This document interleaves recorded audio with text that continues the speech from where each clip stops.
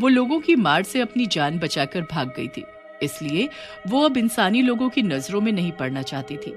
ठंड हो या गर्मी या बरसात, वो तभी गुफा के बाहर निकलती जब उसे लगता कि इंसानी लोग उस समय अपने घरों में ही होंगे। उसी बीच वो गुफा से निकलकर अपने जरूरी काम कर लिया करती थी और फिर लोगों के बाहर निकलने से पहले वापस अपनी गुफा के अंदर ही छुप जाती। ऐसे ही उसका जीवन चल रहा था, पर जैसे ही ठंड आती उसकी एक मुसीबत बढ़ जाती थी, जो थी नहाने वाली। उसे ठंडे पानी से बहुत डर लगता था। जैसे जैसे ठंड बढ़ती जाती उसका शरीर अकड़ता रहता और ऊपर से ठंडे पानी में नहाकर मानो उसकी बर्फ बन जाती। वैसे तो वो रोज सुबह 3 बजे उठकर पास के एक कुएं पर जाकर नहा लिया करती थी और इससे पहले कि कोई इंसान वहां उसे देख ले वो झटपट नहाकर अपनी गुफा में आ जाती। पर क्योंकि अब सर्दियां आ गई थी तो उसके लिए मुसीबत आ गई थी। रोज की तरह आज भी 3 बजे सुबह चुड़ैल कुएं पर नहाने जाती है। अरे बाप रे, कितनी ठंड पड़ रही है। मेरा तो मन ही नहीं होता नहाने का। लगता है जैसे कश्मीर शिमला सब यहीं उठकर आ गया हो। भगवान जाने ये इंसानी लोग कैसे रोज नहा लेते हैं, वो भी इतनी ठंड में। ना बाबा ना, मेरे बस की नहीं है रोज रोज नहाना। अब तो मेरा नहाने का मुहूर्त तभी निकलेगा जिस दिन धूप आएगी या फिर सीधा गर्मियां आएंगी तब। चुड़ैल नहाने के लिए कुएं के पास गई तो थी और उसने एक बाल्टी भरकर पानी भी निकाल लिया था, पर जैसे ही उसने ठंडे पानी से भरी बाल्टी में अपनी एक उंगली डुबोई, उसकी सिट्टी पिट्टी गुल हो गई। आज फिर वो बिना नहाए ही वापस अपनी गुफा में आ गई और ठंड से कुरकुराती हुई वापस अपनी रजाई में घुसकर सो गई। धूप सर पर चढ़ाती है। दोपहर के 12 बज जाते हैं, तब चुड़ैल की नींद भूख से खुलती है। अरे वाह, ये ठंड के मौसम में सौंधी सौंधी धूप की किरणें, कितना अच्छा लग रहा है।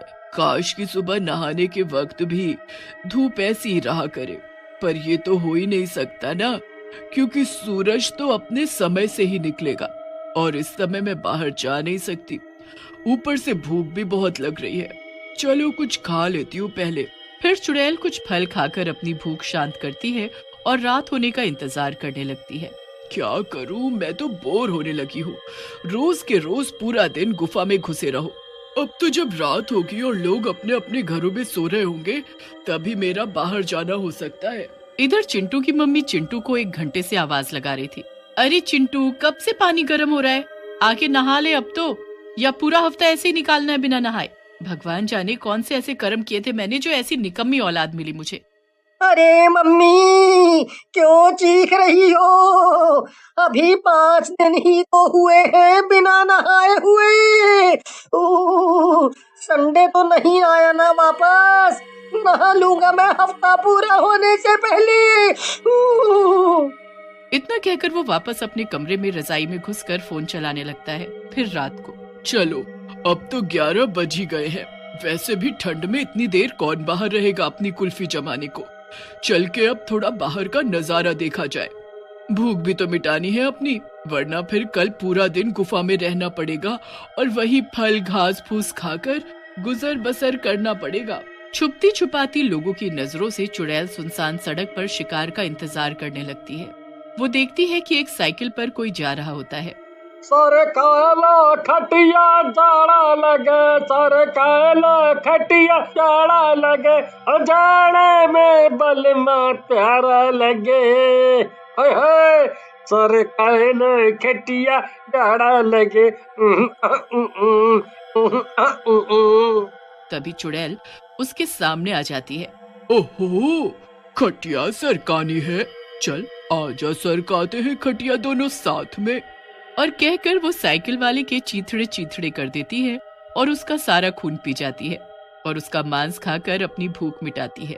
आह, कुछ तो गर्माहट आई और पेट भी भर गया। अब यहाँ ज्यादा देर रुकना सही नहीं, किसी ने देख लिया तो लेने के देने पड़ जाएंगे। और तुरंत चुड़ैल वहाँ से रफू चक्कर हो जाती है। फिर सुबह के 3 बजते हैं और चुड़ैल जैसे तैसे हिम्मत करके कुएं पर नहाने जाती है, पर ठंडे ठंडे पानी को छूते ही उसका इरादा फिर बदल जाता है और वो बिना नहाए फिर से वापस आ जाती है। इसी तरह 1 महीना निकल गया। अरे अरे, इतनी खुजली क्यों हो रही है मुझे? ऐसा तो मैंने कुछ नहीं खाया कि मुझे एलर्जी हो जाए। कहीं ऐसा तो नहीं मैंने किसी खुजली वाले इंसान को अपना शिकार बना लिया हो, उसके खून की वजह से मुझे खुजली की एलर्जी हो गई हो? नहीं नहीं, ऐसे में मैं कहाँ जाऊंगी। डॉक्टर पर जा नहीं सकती और दवाई मुझे पता नहीं है, क्या करूं? हाय राम, खुजा खुजा के हालत खराब। 1 महीना हो गया था चुड़ैल को बिना नहाए, जिसकी वजह से उसके पूरे शरीर पर खुजली होने लगी थी। पर चुड़ैल को अंदाजा ही नहीं था कि ना नहाने की वजह से उसके शरीर पर गंदगी से कीटाणु पैदा हो गए थे, जिसकी वजह से उसे इतनी खुजली हो रही थी। इधर कुएं के पास वाले घर में ममता और लाला खाना खा रहे थे कि तभी ममता नाक सिकोड़ते हुए बोलती है, अरे क्या आपको भी ये गंध आ रही है? या मुझे ही आ रही है सिर्फ? गंध? कैसी गंध? मुझे तो नहीं आ रही। हाँ, तुम्हें क्यों आएगी? जो खुद ठंड का बहाना बनाकर हफ्तों न नहाए, उसे तो वैसे भी आदत हो जाती है गंध की। तो तुम्हारी नाक को तो वैसे भी आदत रहती है सर्दी भर इस गंध की। बकवास बंद करो और चुपचाप खाना खाकर सो जाओ। मुझे सुबह ऑफिस भी जाना है। और क्या ये रोज रोज नहाना नहाना लगा कर रखती हो? ये परफ्यूम डियो हम जैसों के लिए ही कंपनी बनाती है, वरना बताओ इन्हें कोई क्यों खरीदेगा? बोलो बोलो, हम जैसे लोग ही इनको रोजगार देते हैं। देखा जाए तो जाके दुकान वाले से पूछना कि सर्दी में उसकी दुकान से कितने परफ्यूम और डियो बिकते हैं। बड़ी आई नहाने का पाठ पढ़ाने वाली। नोक-झोंक के बाद दोनों जाकर सो जाते हैं। यहाँ रोज की तरह चुड़ैल अपना शिकार करने सड़क पर जाती है और जो बकरा फंसता उसका खून पीकर फिर कुएं पर नहाने जाती है। पर महीने भर ना नहाने की वजह से जहाँ जहाँ से वो गुजरती हर जगह बुरी बदबू फैली जा रही थी, जिसकी वजह से लोगों की नींद खुलने लगती है। लगता है ये बदबू जरूर चिंटू के कमरे से ही आ रही है। वही है इस घर में मलिच्छी, जिसे नहाने में तारे नजर आते हैं। अभी पूल पार्टी करने को बोल दो तो ठंड नहीं लगेगी। यहाँ बदबू की वजह से ममता भी परेशान होकर उठ जाती है आधी रात को ही और सूंघ सूंघ कर देखने लगती है कि ये भयंकर बदबू कहाँ से आ रही है। अरे ये सड़े चूहे जैसी बदबू कहाँ से आ रही है? फिर वो लाला को सोता देखती है और तो उसे सूंघने लगती है। लगता है लाला जी में से ही बदबू रही होगी। यही तो नहीं नहाते हैं हफ्तों तक, जब कीड़े पड़ेंगे तब समझ आएगा उन्हें। मैं तो इस नरक में नहीं सो सकती। इधर चुड़ैल रोज की तरह कुएं से पानी निकालती है और उसे छूकर देखती है। अरे बाप रे, लगता है जैसे शरीर में करंट दौड़ गया हो। कितना बर्फीला पानी है। अरे नहीं नहीं, मैं नहीं नहा सकती इस बर्फीले पानी से। मैं ऐसे ही सही हूँ। अब तो जब गर्मी आएंगी तभी नहाऊंगी मैं।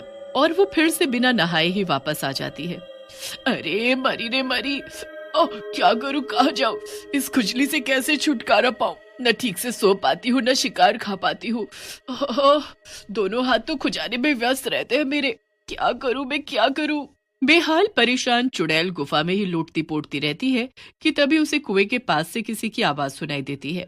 अरे अभी तो सूरज भी नहीं निकला। इतनी सुबह कौन आज कुएं पर आया होगा? इधर कुएं पर ममता पानी भरने आई होती है। कुछ भी हो जाए, आज तो मैं लाला जी को नहला कर ही रहूंगी, नहीं तो अपने मायके चली जाऊंगी। इतनी दुर्गंध में नहीं सहन कर सकती। आज मैं पहले ही पानी गर्म करने वाली रॉड लगा दूंगी और उनके नहाने से पहले ही गर्म पानी वहां रख दूंगी। फिर देखती हूँ आज कैसे नहीं नहाते। पानी गर्म करने की रॉड? ये क्या होता है? लगता है इसका पति भी नहीं नहाता है रोज, तभी परेशान हो रही है ये। चल के देखो तो ये भला किस यंत्र की बात कर रही थी। फिर चुड़ैल चुपके ममता के पीछे जाती है और ममता को पानी की बाल्टी में रॉड लगाते हुए देखती है। 15 मिनट में पानी गर्म हो जाता है और ममता लाला जी को गर्म पानी से नहाने को कहती है। मेहरबानी होगी मुझ पे जो तुम नहा लो आज। पूरे कस्बे में दुर्गंध फैला रखी है। देखो अभी भी कितनी बदबू आ रही है। ममता को पता ही नहीं होता कि वो बदबू चुड़ैल की थी, न कि लाला की। लाला गर्म पानी से नहाकर आता है बिना कोई नखरे किए हुए। तो ये बात है, क्यों ना मैं भी इस रॉड को आजमा के देखूं। अरे पर गुफा में तो बिजली ही नहीं है, पानी गर्म कैसे होगा? फिर चुड़ैल किसी तरह ममता के घर में ही उसी रॉड से पानी गर्म करती है और गर्म पानी की बाल्टी लेकर गुफा में आ जाती है। फिर गुफा के अंदर ही नहाती है। अरे वाह, आज तो सच में मजा आ गया। ये कैसा यंत्र है इंसानी लोगों के पास, जिससे ठंड में भी नहाने पर गर्मी वाले मजे। आज महीनों बाद नहाकर कितना सुकून मिल रहा है। तभी चुड़ैल नोटिस करती है कि उसकी खुजली भी बंद हो गई है। लगता है ना नहाने की वजह से ही खुजली हो रही थी मुझे। अब ऐसा कभी नहीं करूंगी। अब चुड़ैल हर 2-4 दिन में चुपके से किसी न किसी इंसानी घर से रॉड से पानी गर्म करके लाती और नहाती। अब वो ठंड में भी नहाने